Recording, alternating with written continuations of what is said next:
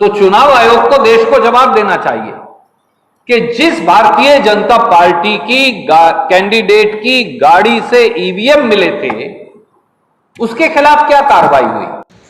पश्चिम बंगाल में रणदीप सुरजेवाला ने चुनाव आयोग से जवाब मांगा। इस जवाब के तहत उन्होंने कहा कि सेंट्रल पैरामिलिट्री फोर्स होने के बावजूद एक बूथ से ईवीएम गायब हो जाना, फिर उसे ढूंढ कर लाना बहुत बड़ी साजिश की ओर इशारा करता है। चुनाव आयोग बीजेपी के कैंडिडेट की गाड़ी में क्यों ट्रांसपोर्ट करता है? यह क्या मजबूरी हो गई चुनाव आयोग की? दूसरा सवाल, हाथीपुरा पोलिंग स्टेशन में, दीफू में एक लग्जरी कार से ईवीएम्स पाई गई। अगर हां तो क्यों? लग्जरी कारों में चुनाव आयोग कब से ईवीएम ट्रांसपोर्ट करने लगा? चुनाव आयोग को यह जवाब तो देना चाहिए असम और देश को। तीसरा सवाल,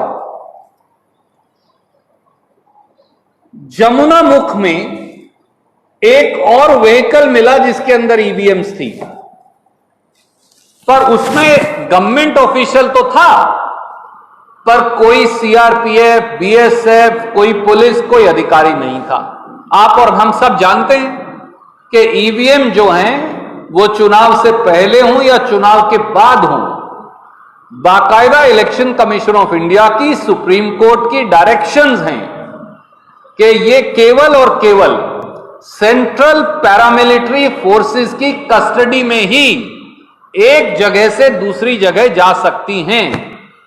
तो फिर चुनाव आयोग बताए कि जमुनामुख में एक गाड़ी से गवर्नमेंट ऑफिशियल जिसमें सिक्योरिटी फोर्सेस नहीं थी उसके साथ ईवीएम कैसे मिली?